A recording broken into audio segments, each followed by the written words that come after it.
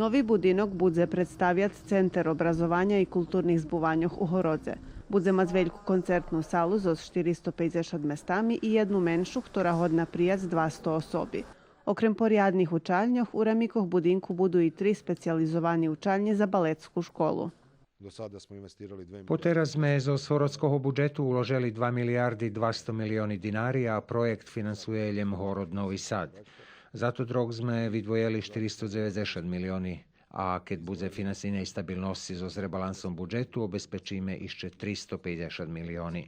Na tým projektu zo nami učestvovali fachovo ľudia, ktorí voza to ti školi i ktorí odredzovali, jak še bude budovac u smislu funkcionalnosti i opremenosti.